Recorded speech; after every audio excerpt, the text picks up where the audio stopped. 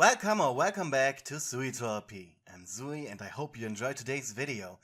But before we get right into it, I'm obligated to remind you to click either the like or dislike button, commenting something down below, and of course sharing the video so more people can see and enjoy it.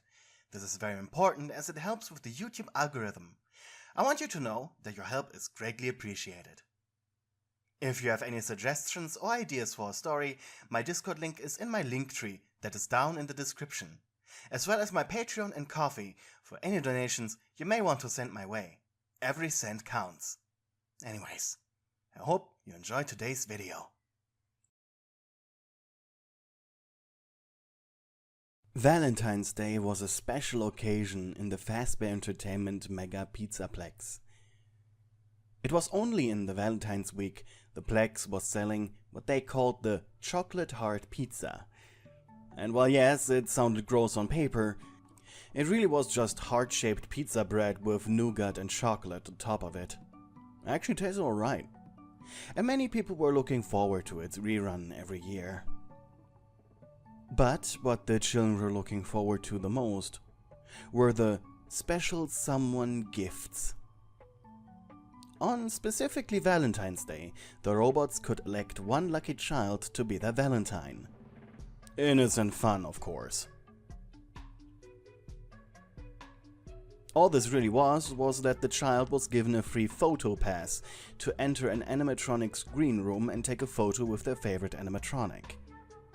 The requirements for an animatronic selecting someone were unknown, even to the employees.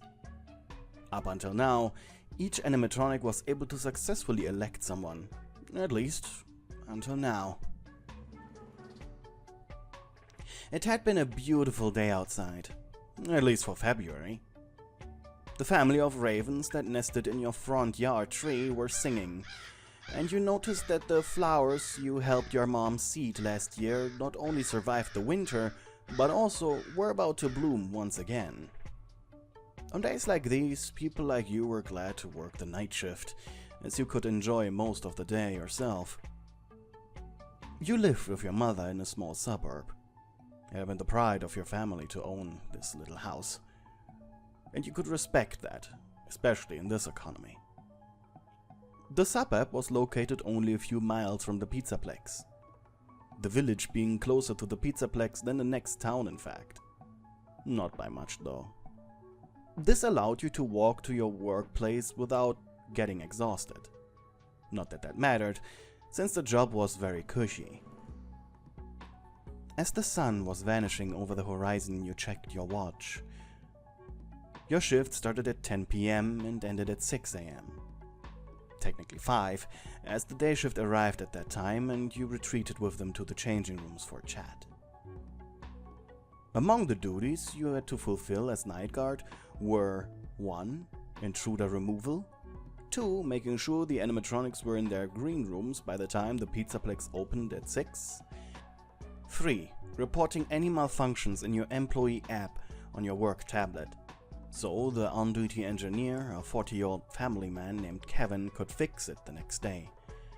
And 4th, be a sort of babysitter for the machines, as those 8 to 9 hours without human input would otherwise kinda fry their brains. You arrived at the Pizzaplex 5 minutes early. That was fine though. After checking in with the evening receptionist Charlotte, the adoptive daughter of the Pizzaplex owner Amir, you walked into the changing rooms.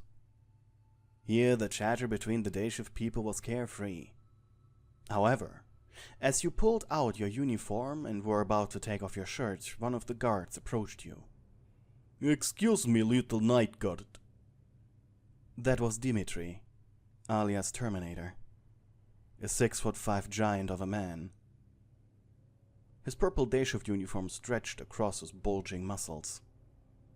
Honestly, you were always intimidated by the Russian, and having him tower over you like that all of a sudden while you were about to take off your shirt was scary.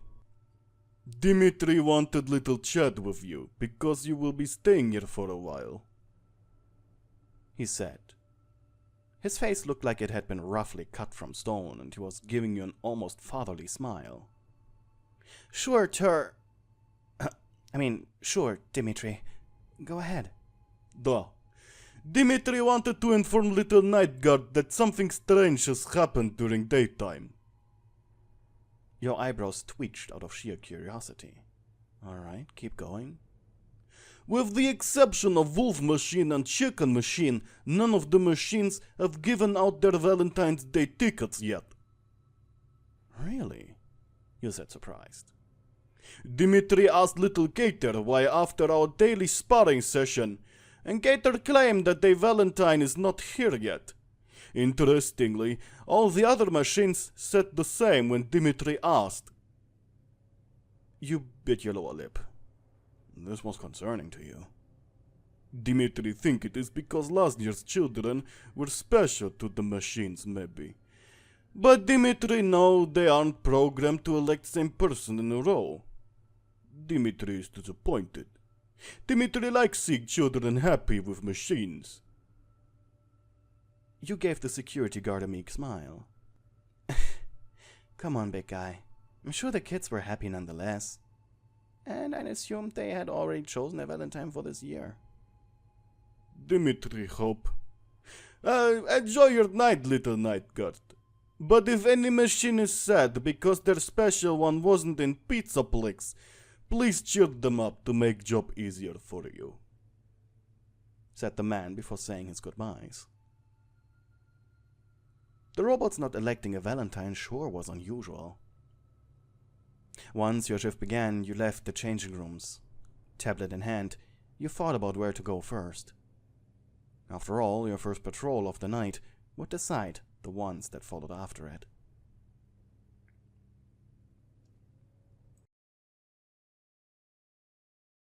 You had decided to not let the animatronics' strange behaviors ruin your night.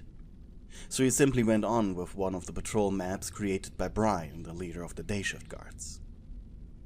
The man always had this lazy aura about him that was only outweighed by his desire for sad life to continue. He always had the craziest ideas that somehow always ended up working. Amir, the owner of the Pizzaplex, said, "This man is so lazy the universe itself gets lazy around him and lets him get away with almost everything." I mean, he even managed to convince me to let him smoke weed on the job. And this man had set up optimal patrol routes through the Pizzaplex. So all contractual obligations regarding patrols were fulfilled with the least amount of effort required. So much for lazy. Must have been taking him weeks for this. Thankfully, he shared that knowledge with every security guard. The man had become a deity, and I was fine with you. You decided to use the routes that led through parts and services and the maintenance tunnels. You were required to patrol through there once per night, so might as well do that one now. Brian's plan said to start from the lobby entry of the tunnels and then just beeline to parts and services, as this was the perfect length, to fulfill the requirement for it to count as a successful patrol. Nothing happened except for you almost bumping into a staff bot carrying a crate. With a bored expression, you made your way into parts and services. And perplexed, you looked at the animatronic trapped on the table of the protective dome. You furrowed your brows. Hello?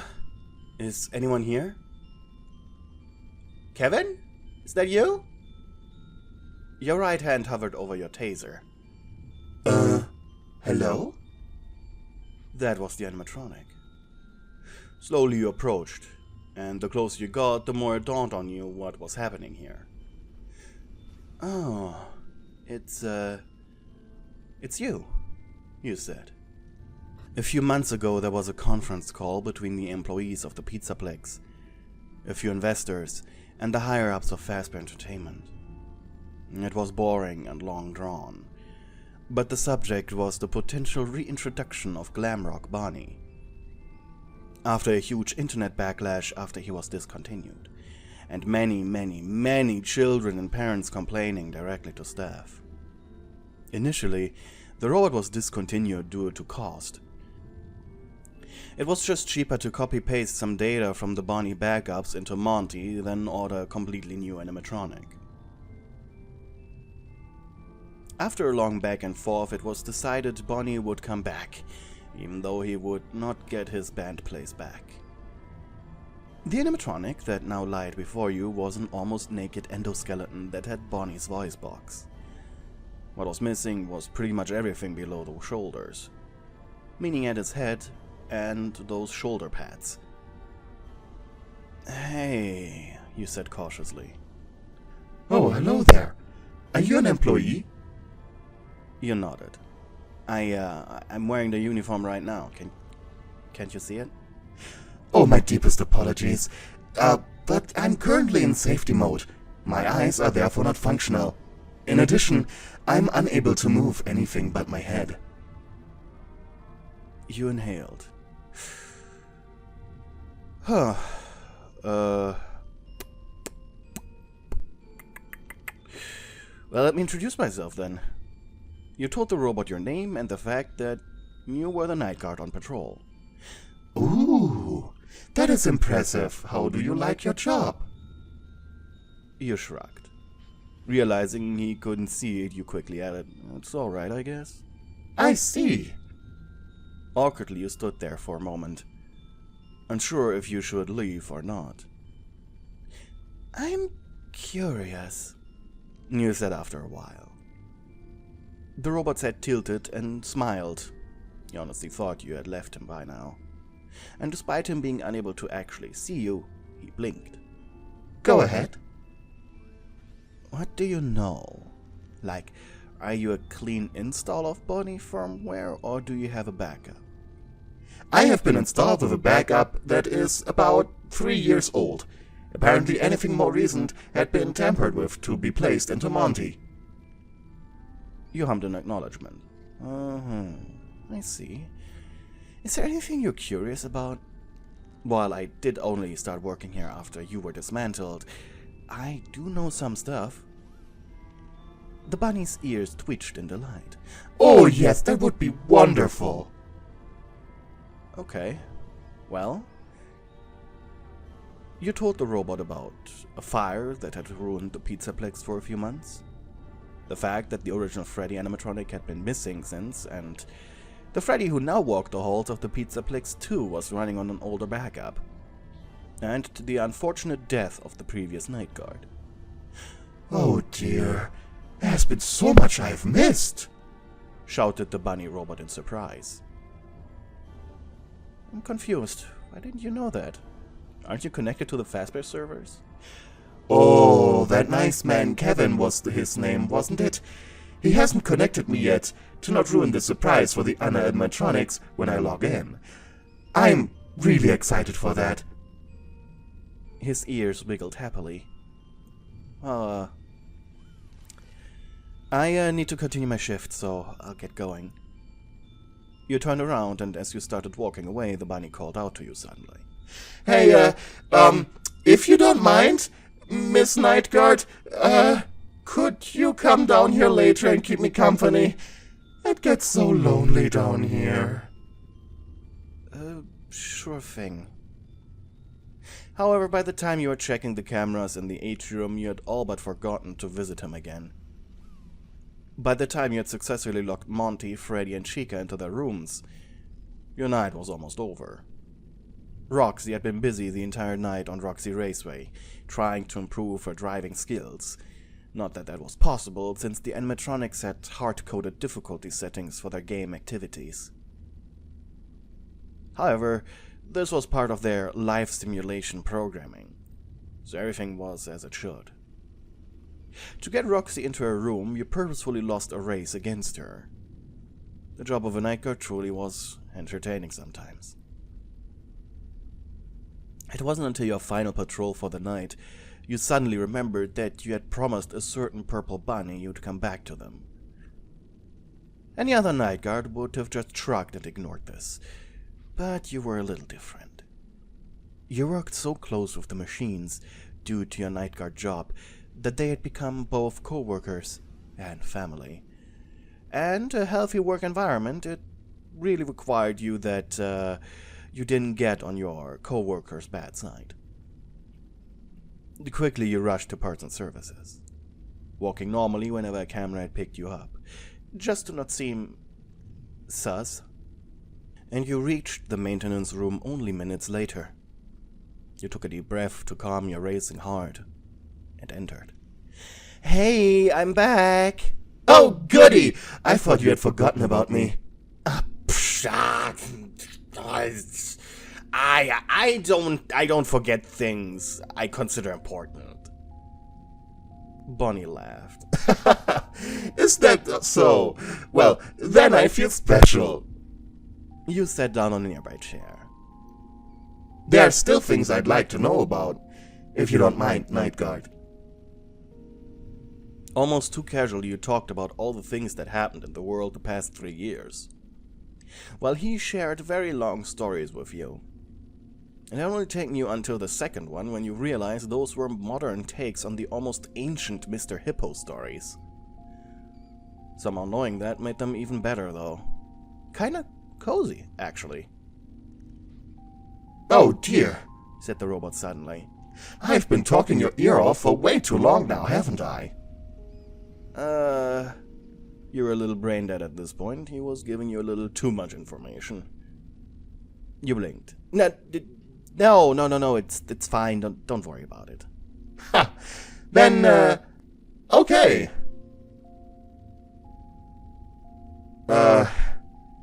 What? I just realized I haven't even asked what day it is. The two of you burst into laughter again until... Well, about 5 hours ago was Valentine's Day, so it's the 15th. Oh. Bonnie sounded deflated. What's wrong? Well, despite my status as inoperable, I'm still programmed with the Fazbear schedule. And, well, I haven't elected a Valentine this year. If I had known, I would have asked you earlier, if you wanted to be mine. You blushed hard. What? Why? Well, you are nice, and you treat me like a person. That makes me very happy. So far I only talked to Kevin, and he isn't much fun. You shrugged. Kevin, the on-duty engineer of the Pizzaplex, was very blunt with the machines, but he was a great guy around humans. Well, my shift started on the 14th. I haven't slept yet. So for me, and my biological clock, it's still Valentine's Day. The robot buddy blinked in excitement. Oh, well, in that case, I think I can still ask.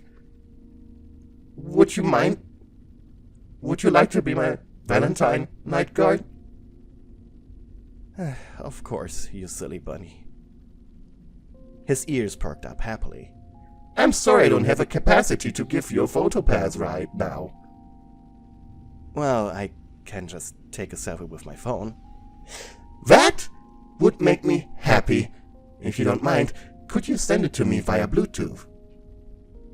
Seconds later your phone clicked, and you sent the picture to the rabbit. He laughed happily. This was the first time he had seen a human since his activation. You're really pretty, Night Guard. I'm glad you're the first thing I get to see. You blushed hard, albeit unintentionally. He had just flirted with you, and you couldn't handle it. Well, you huffed, like a wallflower on prom night after being asked for a dance by a slightly drunken nerd who finally got the courage to ask you out. Oddly specific, you thought. And for a moment it was quiet. But then, Bonnie's sensors picked up a soft and warm touch on his snout. Oh, Night Guard, is that you? Shut up. You pressed through clenched teeth. I'm just giving you a little kiss, okay? Oh, thank you, Night Guard. You made my first Valentine's Day back in the Pizzaplex something really, really special.